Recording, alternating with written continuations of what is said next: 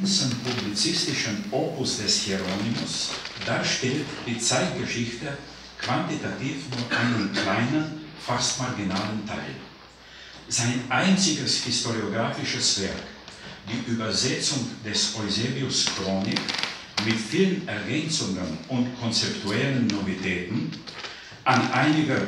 und einiger Fortsetzung bis zur Zeit von der 20-jährigen Regierungsjubiläum Konstantins 326 bis zur Schlacht bei Adrianopel 378 hat er in Konstantinopel um 380 abgeschlossen. Im Prolog zur Chronik hat er bekannt gegeben, dass er mit der chronologischen Zäsur die Schlacht bei Adrianopel 378 zufrieden sei. Diese Schlacht verstand er, wie sein heidnischer Zeitgenosse Ammianus Marcellinus, als eine Niederlage von epochaler Bedeutung, als Anfang vom Ende des Römischen Reiches. Zugleich hat er versprochen, der Regierungszeit Gratians und Theodosius ein umfangreiches historisches Werk zu widmen. Die Aufschiebung dieser Arbeit begründete er mit Unsicherheiten und Kriegszuständen, die damals, paar Jahre nach der römischen Niederlage, in der Umgebung Konstantinopels und allgemein im Balkan- und Donauraum, in Terra Nostra, dauerten. Nach der Niederlassung in Bethlehem 386 und später hat er in dem einleitenden Kapitel der Vita Malchi angekündigt, dass er eine Kirchengeschichte von den apostolischen Zeiten und den Christenverfolgungen bis zu dem Sieg des Christentums und dem Antritt der christlichen Kaiser zu verfassen beabsichtige. Ein kleines Fragment dieser Arbeit befindet sich am Anfang des sogenannten Martyrologium Hieronymianum. Jetzt zum Schlacht bei Adrianopel in der Chronik des Hieronymus. In dem letzten Eintrag in der Chronik hat Hieronymus auch die Ursachen für die verheerende Niederlage, das Versagen der römischen Reiterei genannt. Danach beschrieb er den Feuertod des ketzerischen, das heißt arianischen Kaisers Valens, was die rechtgläubigen Christen damals als Gottesstrafe verstanden haben. Wegen der Versagung der römischen Reiterei, vielleicht geht es um Verrat, die in der Schlacht das Zentrum, die Romane Legiones, beschützen sollte, hat die gotisch-punisch-alanische Reiterei mit blitzschnellen Verschiebungen die römischen Infanterieabteilungen umgestellt und sie in das Durcheinander gebracht. 2 Drittel der römischen Armee im Osten wurden an einem Tag vernichtet. Obwohl Hieronymus und Ammianus Marcellinus als die ersten die tiefgreifende Bedeutung der römischen Niederlage erkannt haben, formulierte die treffendste Bewertung der Schlacht als einen fatalen Sieg für das Römische Reich, damals und in der Fortsetzung der damalige Hieronymus-Gegner Rufinus in seiner in Aquileia 402-403 verfassten Kirchengeschichte. Zitat: Que pugna initio mali Romano imperio tunc et deinceps fuit. Jetzt zum Konzept der Geschichte in dieser Zeit. Fast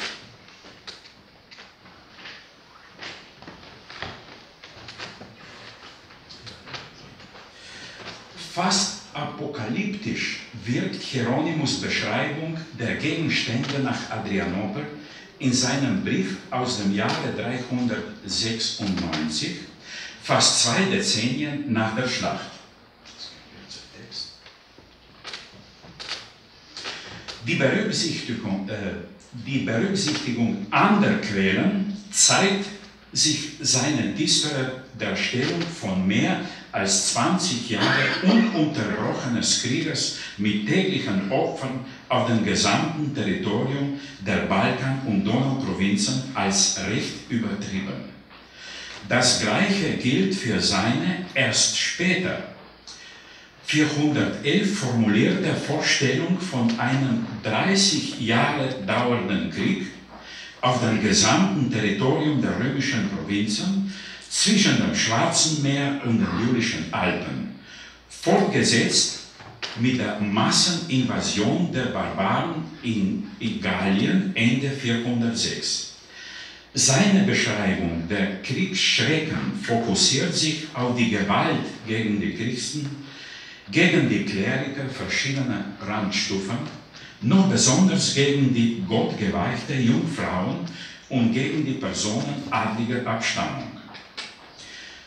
Sehr betroffen war Hieronymus wegen der Zerstörungen und Schändungen der Kirchen, besonders wegen der Ausgrabungen und Vernichtungen von Reliquien der Märtyrer. Er dramatisierte seine Ausführung mit einem Verzeichnis der Völker, die angeblich in dieser Zeit auf dem Balkan und Donauraum verwüsteten. Davon war die Rolle der schon früher 375 besiegten Quaden und Markomannen anscheinend marginal.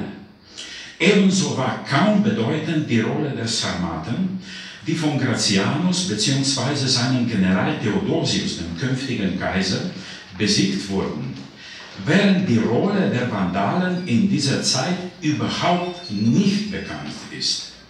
Bei der Ausscheidung dieser vier Gruppen reduziert sich der realistische Teil des Völkerkatalogs auf die Tervingen, späteren Westgoten, und die drei Völkergruppen Kreutungen, Chonen und Alanen unter Alatheus und Saphrax, die wirklichen Sieger bei Adrianopel.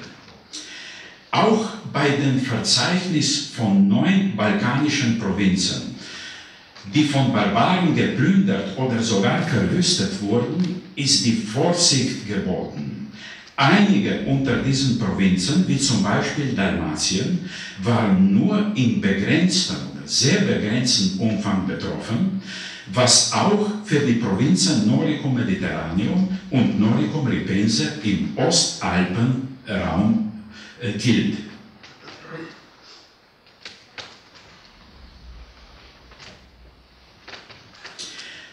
Aus dem gleichen Jahr wie die Beschreibung Hieronymus stammt die poetische Darstellung der desolaten Verhältnisse in den Ländern zwischen dem Schwarzen und Adriatischen Meer, Gedicht von dem Hofpoeten Claudius Claudianus. Neben Elementen, die inhaltlich mit Hieronymus kongruent sind, befinden sich bei Claudianus auch neue Elemente der Katastrophe. Zuerst, die Verwüstungen sollten bis zu den fruchtbaren Dalmatien reichen, was nicht stimmt. Zweitens, das Territorium zwischen dem Schwarzen Meer und Adria sei völlig verwüstet. Dort gäben sich keine Haustiere, alles ist menschenleer, vergleichbar mit Libyen. Pannonien sollte bleibend vernichtet sein. Ebenso die Städte Thrakiens und die Felder Mösiens. Jahr nach Jahr wiederholen sich die Plünderungen. Claudianus hat das Geschehen in dem Balkan- und Donauraum bis zur totalen Katastrophe gesteigert. Seine Vorstellungen sind mit den Berichten seines Zeitgenossen Ambrosius vergleichbar, der als Bischof in der Kaiserstadt Mailand sogleich mit großem Einfluss auf den jungen Kaiser Gratianus über die Gegebenheiten in Illyricum gut informiert wurde. Im Kommentar zum Lukas-Evangelium, publiziert 390, formulierte er in einer sehr vereinfachten Form den Verlauf der sogenannten Völkerwanderung. Gleichzeitig hat er als einer der ersten Schriftsteller das Problem der Massenflucht der Bevölkerung und der Massenkriegsgefangenschaft angeschnitten.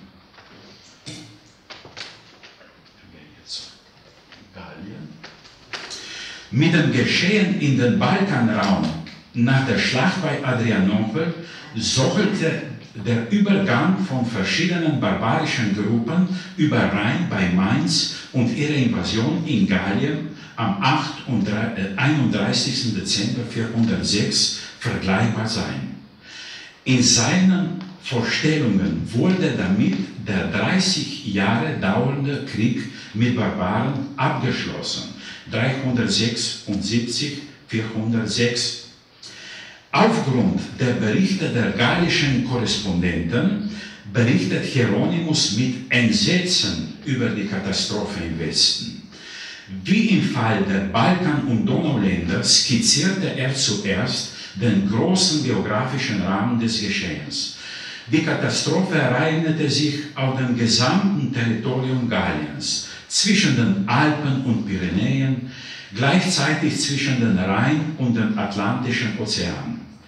Es folgt ein Völkerkatalog von 10 barbarischen Gruppen, danach ein annähernd so großer Katalog mit den Namen von 9 zerstörten Städten in der zerstörten Provinzen oder Diözesen im Westen. Diese Ortschaften sind auf dieser Karte. Auch in diesem Fall ist der Völkerkatalog ziemlich vergrößert. Die gallischen Chroniker und andere Quellen berichten über den Einfall von Vandalen, Alanen und Sweben. Bei anderen Namen geht es entweder um kleine Gruppen oder nur ihren Teile, die sich den Vandalen an der stärksten Gruppe angeschlossen haben. Es geht um die Bruchstücke von Burgundern, Alamanen und der sogenannten Hostes Pannoniae.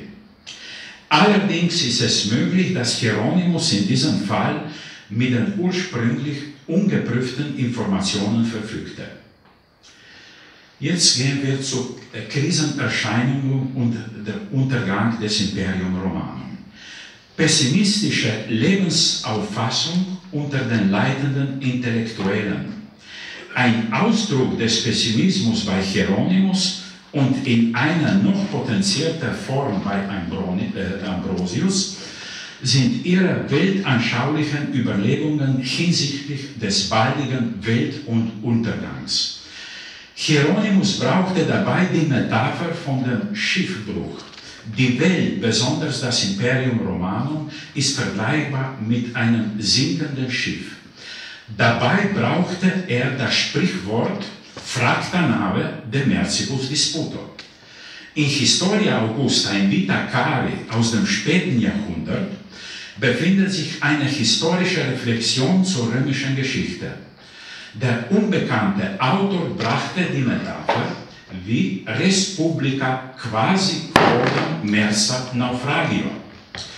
Wesentlich pessimistischer war die Einstellung bei Ambrosius in Luca 10,10 in Bezug mit Matthäus 24,14 mit den folgenden Eintragungen in occasi seculi sumus, mundi finem videmus und ähnlich.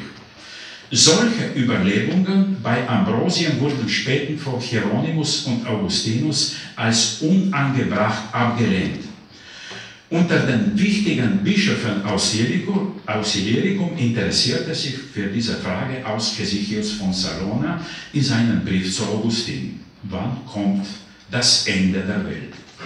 Optimistischer in ihren Vorstellungen waren der Dichter Claudianus 862 mit dem Lob des Theodosius, der das Naufragium Commune verhindert wird, und der Panegyriker Pacatus mit seinem Lob der Disziplin und der Ergebenheit von militärischen Föderaten der Dreivölkergruppe Goten, Hunnen, Alanen bei der Verteidigung Pannoniens und bei ihrer entscheidenden Teilnahme im Bürgerkrieg Theodosius gegen Magnus Maximus 388.